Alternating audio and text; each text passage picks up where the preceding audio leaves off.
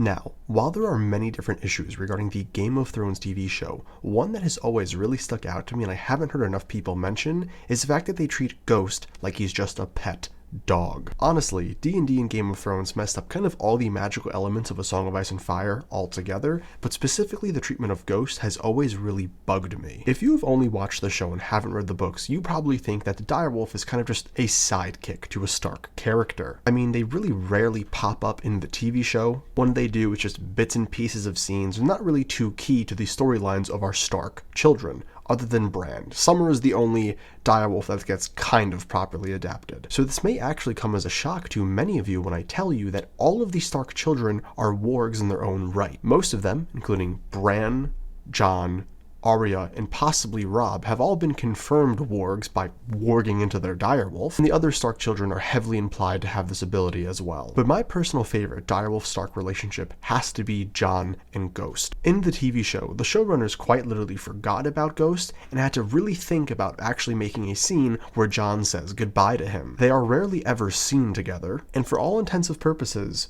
Ghost is just Jon's cool-looking dog. But Ghost is quite different in the books. Instead of just being Jon's sidekick, he's actually a part of Jon as an individual. Ghost represents the part of Jon's soul that is tied to the old gods. He represents the side of Jon that is tied to Winterfell and the Starks. He's symbolic of both Jon's honor and his desire and reason for being a man of the Night's Watch. During A Storm of Swords, Jon and Ghost are separated. This occurs when Jon goes north of the Wall and is captured by the wildlings and has to become one of them. And while the TV show actually does a pretty good job of describing Jon's dilemma of who he wants to be, of who he is, a man of the Night's Watch, a Stark, or a wildling, the books of course take it a step further. Jon's time with the wildlings is a pretty complicated one. He doesn't know who he is, he doesn't know who he wants to be, he's in love for the first time, and to make matters worse, he's just of that age where you really start to question yourself. So for a chunk of A Storm of Swords, Jon kind of loses who he is, or at least who he thinks he should be. He betrays his vows. Every now and then he truly does wonder if he should leave the Night's Watch, and he starts to come to terms with the fact that the people that he's been trained to fight and kill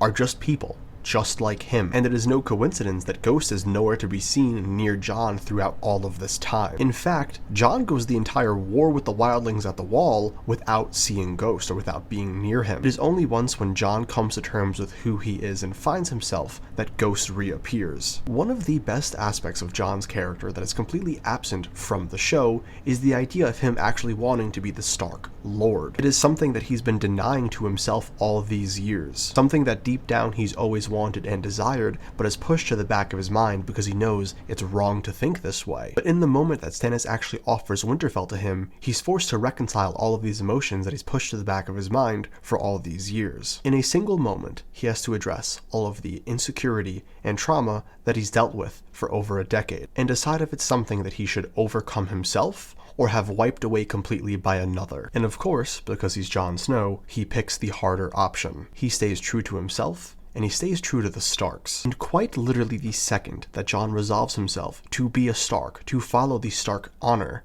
Ghost reappears, literally jumping into Jon's arms. And at this moment, Jon notices something about Ghost. Prior to this scene, he describes Melisandre's eyes as terrifying. They're red, they're fiery, they're mysterious, and they give him bad vibes. But while Ghost also has red eyes, he gets a completely different vibe from them. Ghost's eyes look like the eyes of a weirwood. They remind him of home. They remind him of Winterfell. They remind him of his honor, and they remind him of who he is at his core. He is a Stark man, a man of the Night's Watch, a man who serves the old gods. And like I keep saying, this is all symbolically intertwined with his relationship with Ghost. In the A Song of Ice and Fire novels, Ghost is not just Jon's pet. He is his own character, and he is intrinsically part of who Jon is as an individual. And if we ever actually get a full-blown proper A Song of Ice and Fire adaptation, I'm really hoping this is something they fix, because God, would I love to see this on the big screen. But yeah, this is going to be my first A Song of Ice and Fire video in a long while. Let me know if you're interested in this kind of content or if I should make more.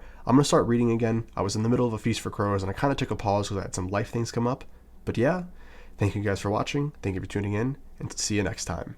Peace.